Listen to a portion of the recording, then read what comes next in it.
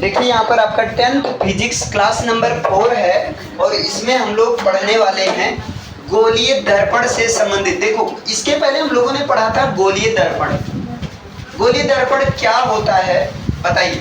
तो आप लोग कहते हैं गोलीय दर्पण जो होता है एक खोखले गोले का कटा भाग होता है ना। खोखले गोले का, जैसे एक ये हो गया एक ये हो गया, क्लियर है। अब जब इनको मिलाएंगे तो एक तरह से ये गोला बनेगा, क्लियर है। एक खोखले गोले का कटा भाग होता है जिसका एक तल पॉलिश कर दिया जाता है और दूसरा तल क्या बना दिया जाता है, चमकदार बना दिया जाता है। अगर हम ये तल पॉलिश कर देंगे तो ये तल चमकदार हो जाएगा। अगर ये तल चमकदार रहेगा तो भाई क्या होगा, इसी तल से प्रकाश का परावर्तन होगा। तो अब ये सबको पता होगा, जिस तल से प्रकाश का परावर्तन होता है उस तल को कहते हैं परावर्तक तल। अगर परावर्तक तल उठा है तो उसे कहते हैं उत्तल दर्पण, है ना। परावर्तक तल उठा है तो उसे क्या कहते हैं, उत्तल दर्पण।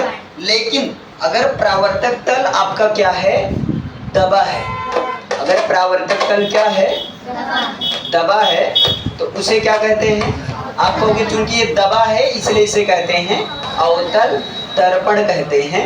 इसमें जो केव है ना, जो गुफा है, इसमें जो केव है, जो गुफा है वो कान के अंदर, इसलिए इसको कहते हैं कॉनकेव मिरर।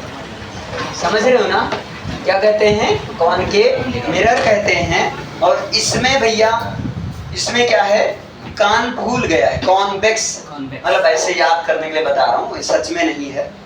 ये भूल गया, देखो कान की तरह है ना, से भूल गया, भागा है बाहर की तरफ, उठा हुआ, उठ उठ उठ, तल, मतलब उत्तल, जिसका तल उठा उत्तल दर्पण कहते हैं, जिसका तल दबा हो उसे क्या कहते हैं, अवतल दर्पण कहते हैं। ये क्या है, कॉन्वेक्स मिरर। अब ध्यान से समझो, इसमें करते हैं कुछ कलाकारी।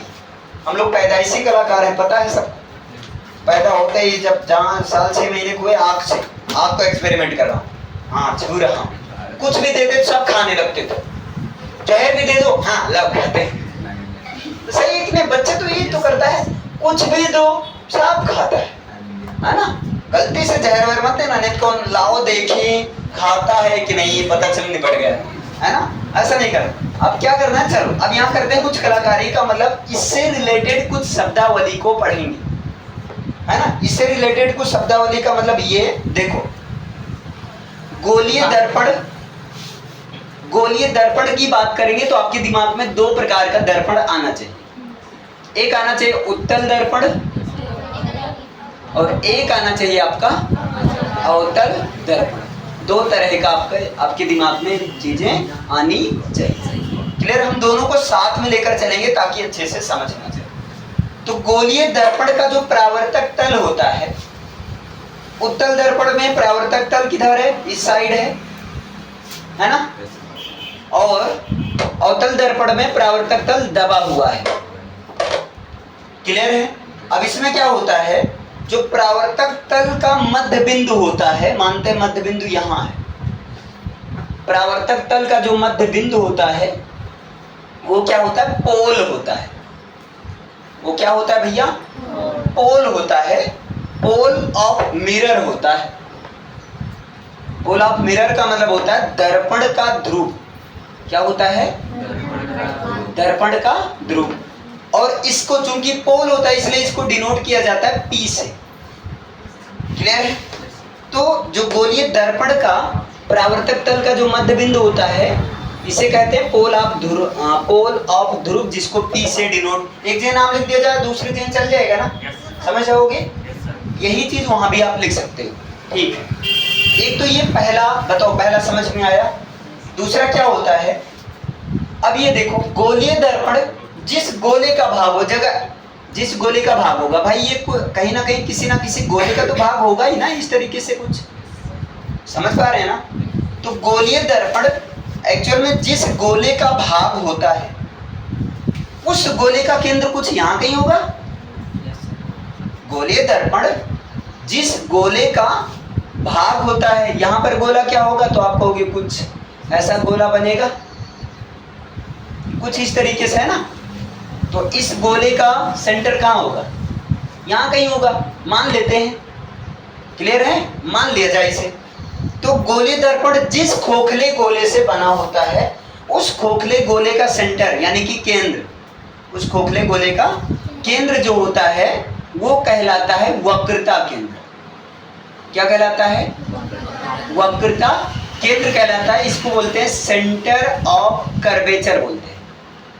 क्या बोलते हैं? Centre of curvature. क्लियर, समझ पाए इतना? तो यहां पर ये फिर सेंटर ऑफ कर्वेचर होगा ना, ये जो आपका है वक्रता केंद्र। अच्छा, यहां पर वक्रता केंद्र को C से डिनोट किया जाता है। वक्रता केंद्र को किससे डिनोट किया जाता है? C से डिनोट किया जाता है। बताओ, दो समझ में आया?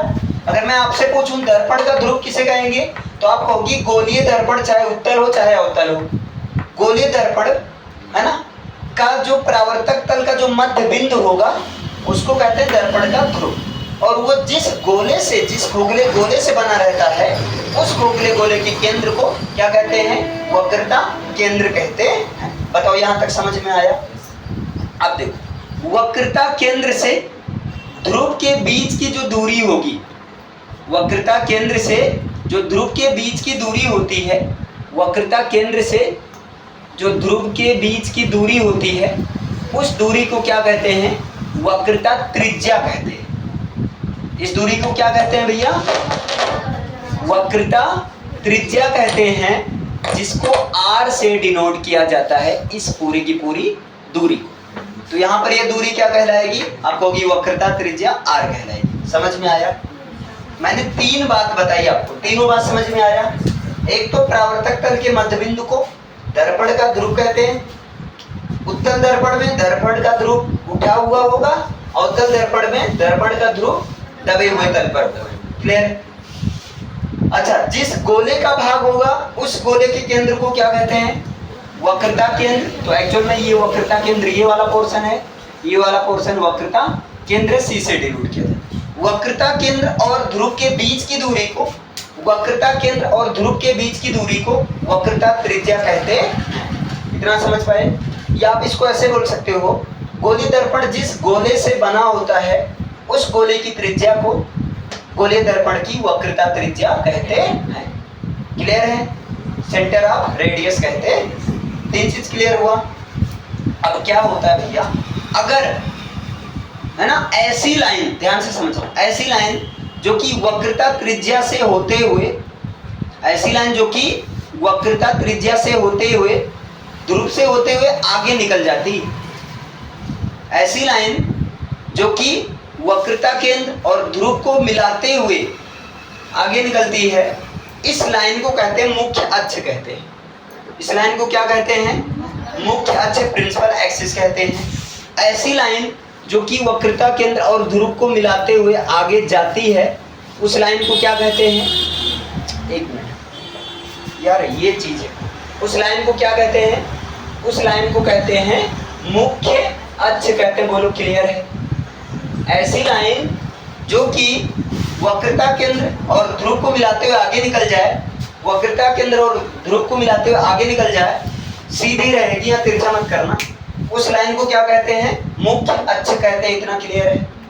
इतना समझ में आया? अब क्या होता है, ध्यान से देखिए, अगर हम, है ना, अगर हम ये लाइन मुख्य अक्ष है, तो यदि हम मुख्य अक्ष के समांतर, यदि हम मुख्य अक्ष के समांतर कोई लाइन खींचें, ध्यान से समझना, यदि हमने क्या कहा, यदि मुख्य अक्ष के समांतर कोई लाइन खींचें, यदि हम मुख्य अक्ष के समांतर कोई लाइन खींचे, इतना समझ में आया? मैंने क्या बताया? यदि हम मुख्य अक्ष के समांतर कोई लाइन खींचे, तो ये लाइन दर्पण से आपतित होने के पश्चात, ये लाइन दर्पण से भाई इस बिंदु पर आपतित होंगी कि नहीं? किस बिंदु पर? आप कहेंगे ये लाइन इस बिंदु पर आपतित होगी। ये लाइन किस बिंदु पर आपतित होगी? दर्पण के इस बिंदु पर आपतित होती है। तो जब हम मुख्य अक्ष के समांतर कोई लाइन खींचते हैं, तो दर्पण के जिस बिंदु पर वो आपतित होती हैं, जिस बिंदु पर क्या होती हैं? आपतित होती है, तो आगे तो जाएंगे नहीं। समझ पा रहे हो ना भैया? आगे तो जाएंगे नहीं, तो परावर्तित हो जाती है। वहां से वो क्या होती हैं? वहां से वो परावर्तित, देखो वहां से वो क्या होती हैं, या तो परावर्तित होती हुई प्रतीत होती है, वहां से वो या तो जिस बिंदु से जाती हुई परावर्तित। यहां ध्यान से समझना, जब हम मुख्य अक्ष के समांतर कोई लाइन खींचते हैं तब आपतन के पश्चात या दर्पण पर गिरने के पश्चात जिस बिंदु से मुख्य अक्ष के जिस बिंदु से वो वापस परावर्तित हो जाती है, समझ पाए? जिस बिंदु से क्या होती हैं, वापस परावर्तित हो जाती हैं, या जिस बिंदु से वो वापस परावर्तित होती हुई नजर आती है, जिस बिंदु से वापस परावर्तित होती हुई प्रतीत होती हैं, एक्चुअल में उस बिंदु को है ना, उस बिंदु को क्या कहते हैं, मुख्य फोकस कहते हैं। उस बिंदु को मुख्य फोकस कहते हैं। बताओ समझ में आया? मैंने क्या बताया? मुख्य अक्ष के समांतर जाने वाली रेखा दर्पण पर आपतित होने के पश्चात, है ना, दर्पण पर आपतित होने के पश्चात मुख्य अक्ष के जिस बिंदु से वापस जाती हुई प्रतीत होती हैं, उत्तल दर्पण में जिस बिंदु से वापस जाती हुई आभास होती है, कौन से दर्पण में? उत्तल दर्पण में। या मुख्य अक्ष के जिस बिंदु से वापस चली जाती हैं अवतल दर्पण में वापस चली जाती हैं उत्तल दर्पण में, उस बिंदु से वापस जाती हुई आभास होती है। देखो यहीं से निकल जाएंगे, लेकिन आपको लगेगा कि इस बिंदु से वापस ये जा रही है, तो उस बिंदु को क्या कहते हैं? मुख्य फोकस कहते हैं। बोलो इतना क्लियर है? अब होता क्या भैया कि दर्पण के ध्रुव से लेकर फोकस तक की दूरी को, दर्पण के ध्रुव से लेकर फोकस तक की दूरी को क्या कहते हैं? मुख्य फोकस दूरी कहते हैं, जिसको F से डिनोट करते हैं। दर्पण के ध्रुव से लेकर, यहाँ ध्रुव ये हो गया, ध्रुव से लेकर फोकस तक की दूरी को क्या कहते हैं? मुख्य फोकस दूरी कहते हैं, जिसको F से डिनोट करते हैं। ये समझ पाए ना? क्लियर है? मुख्य फोकस दूरी किसे कहते हैं? दर्पण के ध्रुव से मुख्य फोकस तक की दूरी को फोकस दूरी कहते हैं। क्लियर है? ये क्लियर हो पा रहा है ना भैया? अब आप बताओ, ये जो फोकस दूरी है क्या वक्रता त्रिज्या की आधी नहीं है? भाई ये जो फोकस दूरी आप देख रहे हो, ये पूरे का आधा ही तो है। तो जो फोकस दूरी होती है वक्रता त्रिज्या की आधी होती है। इसका मतलब वक्रता त्रिज्या फोकस दूरी के दुगनी के बराबर होती कि नहीं? जो फोकस दूरी होती है ये पूरे का आधा होगा ना, तो फोकस दूरी वक्रता त्रिज्या की आधी होती है, या इसको लिख सकते हैं वक्रता त्रिज्या जो होती है वो 2 फोकस दूरी के बराबर होती है।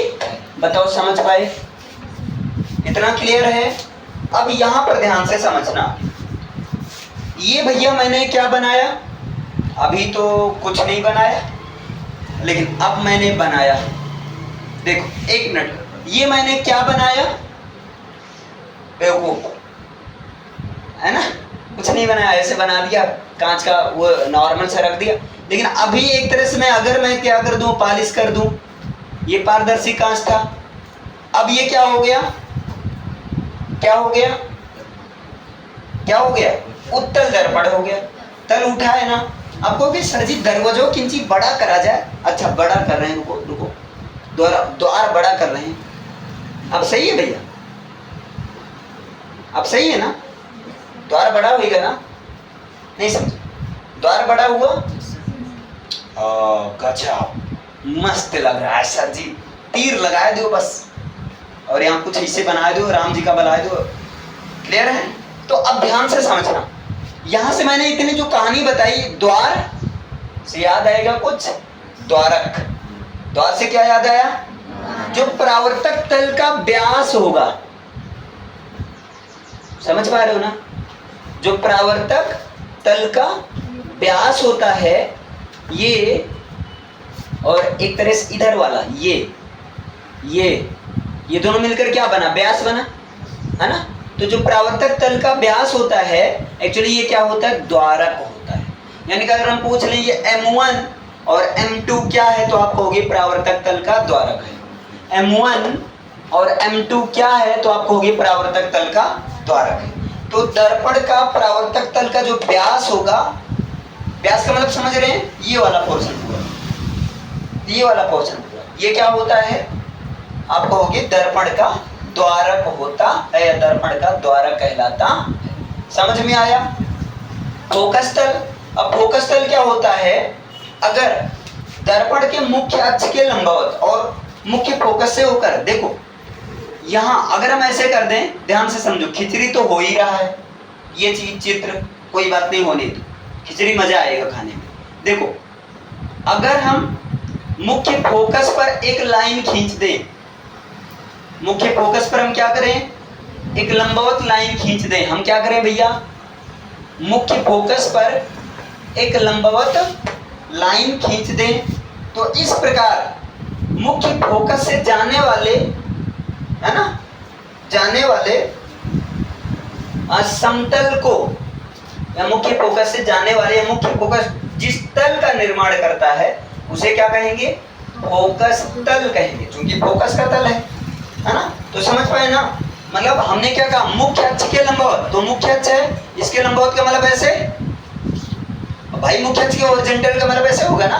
तो मुख्य अक्ष के लंबवत, मुख्य अक्ष के लंबवत खींचा गया है ना, देखो ठीक, मुख्य अक्ष के लंबवत और मुख्य फोकस से होकर जाने वाले, मुख्य फोकस से होकर जाने वाले समतल को या जाने वाले तल को क्या कहते हैं, दर्पण का फोकस तल कहते हैं। समझ में आया? ये ऐसा, जब मुख्य अक्ष के लंबवत और मुख्य फोकस से होकर एक लाइन खींच दी जाती है, तो वहां पर जिस तल का निर्माण होता है उस तल को ही फोकस तल कहते हैं। तो अगर हम कहते हैं फोकस का तल ये है कि ये,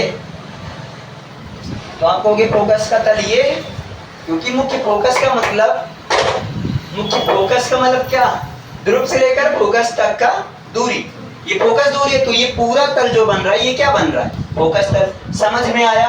अब ध्यान से समझो मैंने क्या क्या पढ़ाया। पहले चीज आपको समझना है पोल। तो दर्पण का ध्रुव क्या होता है, तो आप क्या बताओगे, दर्पण का ध्रुव का मतलब जो गोलीय दर्पण का परावर्तक तल का मध्य बिंदु होगा, क्या बोलेंगे, एक बार बोलिए, गोलीय दर्पण के परावर्तक तल के मध्य बिंदु को क्या कहते हैं, दर्पण का ध्रुव कहते हैं, पोल ऑफ मिरर कहते हैं। क्लियर है इतना? दूसरा, ये गोलीय दर्पण जिस खोखले गोले से बना होगा उस खोखले गोले के केंद्र को क्या कहते हैं, आप होगी वक्रता केंद्र C से डिनोट करते हैं। ये समझ पाए? वक्रता केंद्र और ध्रुव के बीच की दूरी क्या होगी, आपको होगी वक्रता त्रिज्या होगी। क्लियर है? अच्छा, ऐसी रेखा जो कि वक्रता केंद्र और ध्रुव से होकर आगे जाती है, उस रेखा को क्या कहते हैं, मुख्य अक्ष कहते हैं। उस रेखा को क्या कहते हैं, मुख्य अक्ष। मुख्य अक्ष के लंबवत बाईं तरफ से, मैं बाईं तरफ से बात कर रहा हूं, है ना, मुख्य अक्ष के लंबवत समांतर जाने वाली रेखा जब दर्पण से आपतित होती है, दर्पण पर गिरती है, तब क्या होती है, जिस बिंदु से जाती हुई प्रतीत होती है उत्तल दर्पण में, या जिस बिंदु से मुख्य अक्ष के जिस बिंदु से निकल जाती है अवतल दर्पण में, उस बिंदु को मुख्य फोकस कहते हैं। ध्रुव और मुख्य फोकस के बीच की दूरी को, ध्रुव और मुख्य फोकस के बीच की दूरी को क्या कहते हैं, फोकस दूरी कहते हैं। क्लियर है? मुख्य अक्ष के लंबवत और फोकस से होकर जाने वाली रेखा जो तल का निर्माण करता है, मुख्य अक्ष के लंबवत और फोकस तल से होकर जाने वाली रेखा जिस तल का निर्माण करता है उस तल को क्या कहते हैं, फोकस तल कहते हैं। क्लियर है? अब ये बताइए, जो फोकस दूरी होगी क्या ये पूरी की आधी होगी, जो फोकस दूरी होगी यहाँ से यहाँ तक की लंबाई वक्रता त्रिज्या, यहाँ से यहाँ तक की फोकस दूरी, तो फोकस दूरी वक्रता त्रिज्या की आधी होती है, F बराबर R/2। इसका मतलब वक्रता त्रिज्या फोकस दूरी की दुगनी के बराबर होती है। समझ पाए इतना? क्लियर है? अब क्या होता है, दर्पण का जो परावर्तक तल का व्यास होता है उसी को क्या कहते हैं? द्वारक कहते हैं। गोलीय दर्पण के परावर्तक तल का व्यास, परावर्तक तल के व्यास को क्या कहते हैं? दर्पण का द्वारक कहते हैं। समझ पाए इतना? सारी चीजें क्लियर है? ओके, लिखिए क्वेश्चन लिखिए फिर। यहां पर आप देख सकते हैं नेक्स्ट टॉपिक है आपका गोलीय दर्पण द्वारा प्रतिबिंब का बनना। तो गोलीय दर्पण का मतलब क्या? आप कहोगे या तो अवतल दर्पण या तो जो है उत्तल दर्पण। गोलीय दर्पण का मतलब क्या? या तो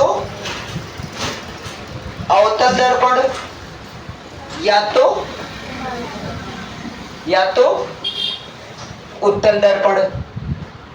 गोलीय दर्पण का मतलब क्या? या तो अवतल दर्पण या तो उत्तल दर्पण। अब कहो, अब तुम कहोगे अबे पढ़ाने की नहीं, यही इसी में समय बिताना है। गोलीय दर्पण का मतलब क्या? मतलब आज तुम चित्रकारी करने के मोड़ में नहीं। देखो अब ध्यान से, गोलीय दर्पण का मतलब क्या? या तो अवतल, ये पूरा पोर्शन किसका है?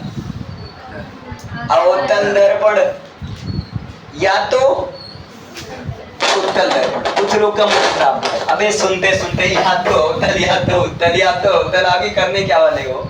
देखो इतना समझ में आया? अब बताओ पीछे वाला थोड़ा सा रिवाइज करते हैं। ये क्या होगा? ध्रुव होगा। ये क्या होगा? ये क्या होगा? ये क्या होगा? ध्रुव। ये क्या होगा? ये क्या होगा? समझ में आया? ये क्या होगा? वक्रता केंद्र। ये क्या होगा? ये क्या होगा? पकाऊंगा तुमको, थोड़ा सा समझो ध्यान से। ये क्या होगा? ये क्या होगा? वक्रता केंद्र। ये क्या होगा? वक्रता केंद्र। समझ में आया? ये लाइन क्या होगी? ये लाइन क्या होगी? जोर से बोलो। वक्रता त्रिज्या। ये लाइन क्या होगी? ये लाइन क्या होगी? ये लाइन क्या होगी? ये लाइन क्या होगी? बोलोगे तो नहीं? वक्रता त्रिज्या अब क्या बन गई? मुख्य अक्ष। अब क्या बन गई? अब क्या बन गई? अब क्या बन गई? अब क्या बन गई? अब क्या बन गई? मुख्य अक्ष। समझ में आया? चलो बढ़िया है, क्लियर है? अब देखो ध्यान से, अब मैं क्या बताने वाला हूं।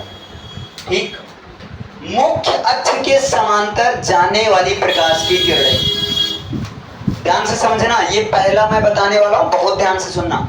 मुख्य अक्ष के समांतर जाने वाली प्रकाश की किरणें। अच्छा, मुख्य अक्ष के समांतर जाने वाली प्रकाश की किरणें, आप सीधा ले चलना। क्लियर है? दर्पण से आपतित होने के पश्चात या दर्पण पर गिरने के पश्चात, दर्पण पर गिरने के पश्चात मुख्य फोकस से, अच्छा ये पॉइंट क्या होगा? मुख्य फोकस। ये पॉइंट क्या होगा? ये पॉइंट क्या होगा? ये पॉइंट क्या होगा? जोर से बोलो भैया। ये पॉइंट क्या होगा? ये पॉइंट क्या होगा? अरे वाह, तुम तो तेज हो भैया। तो मुख्य अक्ष के समांतर जाने वाली प्रकाश की किरणें या तो मुख्य फोकस से वापस जाती हैं अवतल दर्पण में, या तो मुख्य फोकस से जाती हुई प्रतीत होती है उत्तल दर्पण में। नहीं समझ पाए? पहला रूल यही है। मैंने क्या बताया?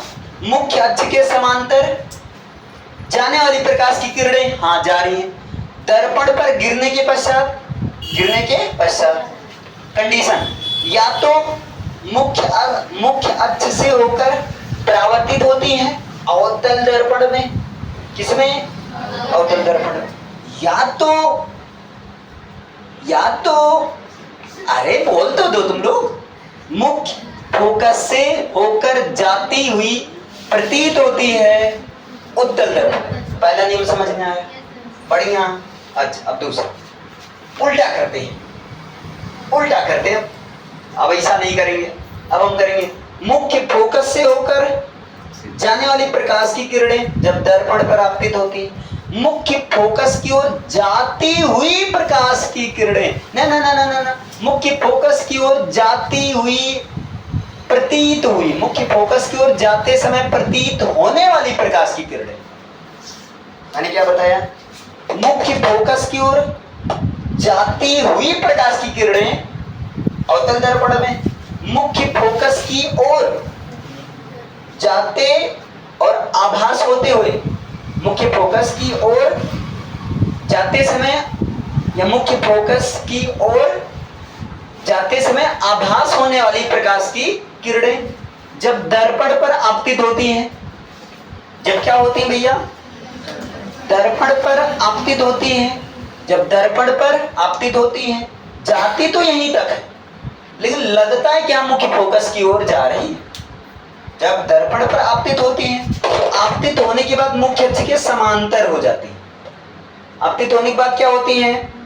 मुख्य अक्ष के समांतर होती है। आपतित होने के बाद क्या होती हैं? मुख्य अक्ष के समांतर हो जाती है। समझ में आया? फिर से बताऊं, देखो, मुख्य फोकस से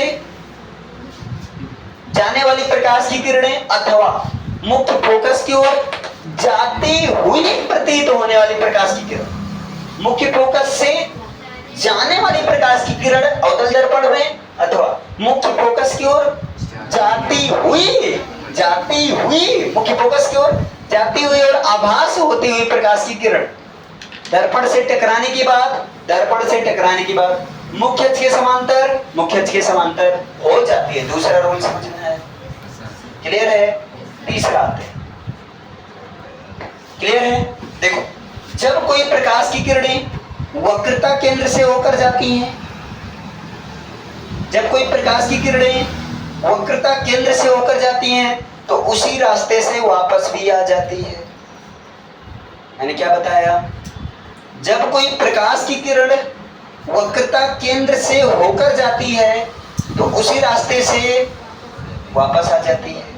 किसमें? अवतल दर्पण। जब कोई प्रकाश की किरण वक्रता केंद्र की ओर जाती हुई प्रतीत होती है, तो उसी रास्ते से वापस आते हुए भी प्रतीत होती है। नहीं समझ में आया? जब कोई प्रकाश की किरण वक्रता केंद्र से होकर जाती है ना, तब उसी रास्ते से वापस परावर्तित भी हो जाती है अवतल दर्पण में।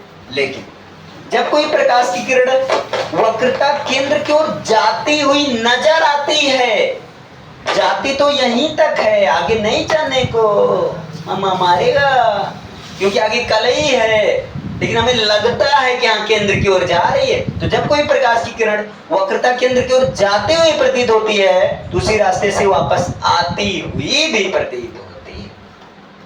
समझ में आया? यहाँ सब प्रतीत होती है, आभास होती है, यहाँ सब सच्ची बच्ची होती है। 3 रूल है, तीनों समझ में आए सबको? क्लियर है ना? बता लोगे? 3 में से आपको 2 रूल अप्लाई करना है। 3 रूल में से आपको 2 रूल अप्लाई करना है, इसके बाद शादी ब्याह करवाया जाएगा। ठीक है? बढ़िया, एकदम अच्छे से कपड़ा पहन कर आना, बारात में चलना रहेगा हम लोग को। और 3 में से 2 रूल लगाना रहेगा। 3 में से कितना रूल? 2 रूल लगाना रहेगा। 6 मारा जाएगा, 6 लोग को मार के फेंक दिया जाएगा। आगे यही सब आप पढ़ोगे, है ना? जैसे अवतल दर्पण द्वारा प्रतिबिंब बनने की स्थितियां, जब वस्तु F पर हो, जब C पर हो, जब C F के बीच में हो, जब C से दूर हो, जब C से बहुत दूर हो, अनंत पर हो, जब मान लो F के पहले ही हो, ऐसे कंडीशन बनेगी। लेकिन अब ये 3 रूल समझ में आया ना? इसे आप चाहो तो नोट डाउन ऐसे चित्र बना सकते हो।